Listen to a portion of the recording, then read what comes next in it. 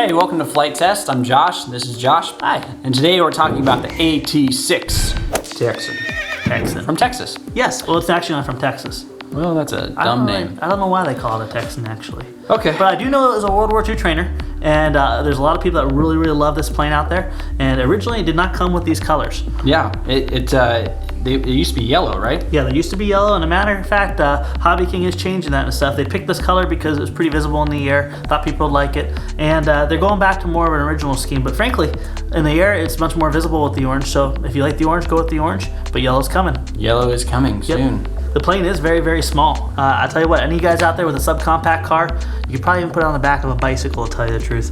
We'll have no problem transporting this to the field. It's very small size, and along with that small size comes cheap shipping, and that's a very good thing. We don't want to put all our money into shipping, we want to put all our money into the gear. Yeah, because they're shipping this all the way from Texas. So not Texas. They're shipping it from China.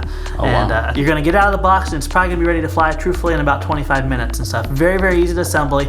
Everything comes together, and it's a plug and fly. You want to guess what that means? It means that you have to have an extension cord because it's obviously electric. You plug it into the wall, and you're ready to go. I mean, you know that's what? pretty much it, right? I would have went there too with plug and fly, but actually what plug and fly means is basically all you need to fly this thing is your transmitter, your receiver, and a battery. And speaking of batteries, the one they recommend is a 2-cell 1000 milliamp battery pack, and you definitely want a beefier battery pack up here because as we found out, balance is the key to success with this airplane. Mm-hmm. You're going to want to get that battery all the way forward and balance it out properly. Anytime you have a small plane like this, balance is more crucial. The smaller the plane, the more crucial your balance points are. Everything, even the servos, all the control horns are all put together and stuff. Everything's routed. You got 2 screws right underneath here that will, the tabs in the back, screws hold it on in the front. You lace up a Y connector that is already pre-installed right up through here, and boom, there is your boom. Your elevator servo is right here. The lead's coming up there. Your speed control's already in here. Basically, all you do is you make your connections here, plug in your battery slides in this pocket here. Once again, all the way forward, make sure your balance is correct, and you're ready to go. And it comes with these nice little gazelles right here on the wing. You like those gazelles, don't you? Yeah, they're very majestic and graceful. Yeah, it is. I actually might name them Majesty and Grace. With Debbie. Let's talk about control throws. What do you say? Sure. Ailerons are pretty anemic. You're gonna want to maybe move your control horns up so your aileron throws are as much as possible and stuff. Basically, just take it down to the bottom hole right here, or if you have a computerized radio, dial up your throws much more because the ailerons are a little bit anemic. But back on the tail is a total opposite story. Your elevator has plenty of pitch control. So back here, I recommend dialing it down. Minimum throw here, maximum throw here, it'll be a really good flight. I think it's important to point out that these landing gear, this stuff does not come down. It's just there for looks. Okay? That's a very good assumption. So you don't want to be up there in the air wanting to bring down your landing gear. Why ain't it coming down? Well, it ain't coming down because it ain't moving. It's not supposed to move. It just looks cute.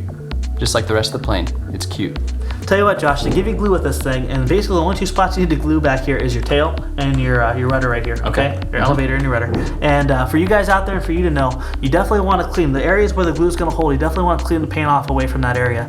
If you glue 2 painted surfaces together, you will not get good adhesion. Won't stick. Exactly. And scuff it up. I don't know what kind of loads this is. It's a small plane, but frankly, you want everything to be as strong as possible. So basically, guys, you just want to clear away the paint, and that'll give you a nice strong glue joint, and you'll be good to go. All right, well, let's talk about the mustache. Let's talk about the mustache. Absolutely, brother. Guys, I can't tell you the pitch on this, but I can tell you it's a 7-inch diameter.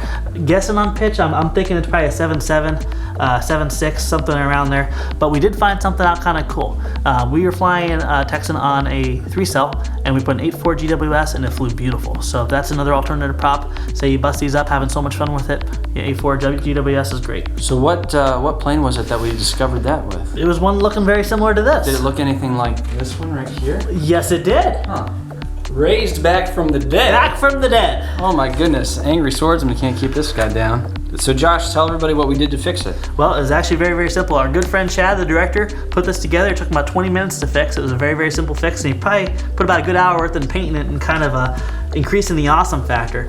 For you guys out there, basically the damage that was done is when the sword went through here, it bent the push rod, so we replaced the push rod, we replaced the control arm on the servo because it cracked the control arm on the servo, and everything else is glued together. Now, on the bottom of it here, we have some carbon fiber reinforcement, because obviously you saw the wing came off into a couple pieces, and he braced that with some flat carbon fiber right here, and then he matched it on the other side right here. And now it looks sweet. It actually does. Looks like really, it's been really to cool. Hades and back. It looks like it definitely climbed out of the grave itself and took off. And it still flies. It still flies. It flies really well. It flies really well, yeah. So what do you say we take these things out, put them up in the air, and see what they can do? And when I say we, I mean you and me. You know, I really can't take that away from you because it's already been crashed. Oh, it's been through a lot. I mean, if we can have the Angry Swordsman hack it to bits, I'm sure you guys would like to see Josh try to fly it, right? What more could I do?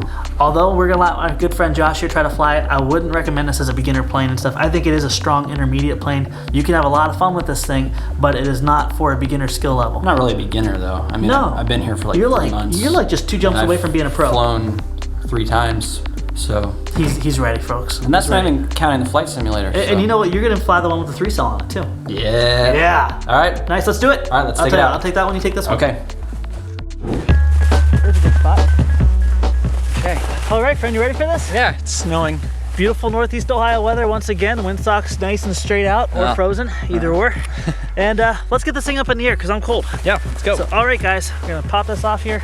Basically, guys, getting the battery all the way in the front is a real nightmare when you're trying to take it out, and you never want to pull a battery by the leads. So basically what we did is you just take a little plastic zip tie, go it around there, doesn't even have to be that tight, and it'll give you a nice little tail here to get the battery out later. So it'll save your leads. Crafty, you like that? Yeah. Little ingenuity going for you. And guys, it is windy, so you're not gonna probably see a very smooth flight today, but by golly, if you can fly in this kind of wind, I imagine it's gonna be even better in the calm.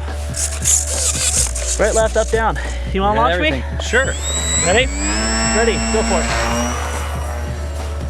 I'm real good at that. We are flying off of a 2-cell, 1,000 milliamp battery pack. As you can see, it flies pretty much like a trainer. You got your rolls and your loops, and it's a real ball. I'll tell you what, we're probably flying against 15-mile-an-hour winds, and it doesn't do bad at all. This thing's handling pretty smooth. Yeah, it's not that bad at all. Well, Josh, we got mine up in the air. Why don't we get yours up in the air? Yeah, let's do it. You like that? Yeah. Alrighty, brother. Well, I'll go ahead and keep flying this around. Chad's gonna give you a toss. Do you want me to get it up and then you can take the controls? I think that'd probably be a good idea. You'll get more flight time. Okay. What's that supposed to be? He nearly hit that camera. All right, ready, Josh? Maybe. Okay. Just keep the throttle about where it's at and you can steer. Real gentle. There I am, I'm flying. Oh, wow, he really is. He's doing really good. And friends, let me remind you again, this is not a beginner plane. There we go, Chad. Chad was trying to finagle the controls from me. I just cut the throttle on the... You know, here's the good thing, folks. It's EPO. Angry Swordsman wasn't able to kill it. I don't think Josh can either. So, Not even if I'm angry. but frankly, I'm not gonna let him fly this one because I like it too much. I want to keep it one piece and play with it later on a nice calm day.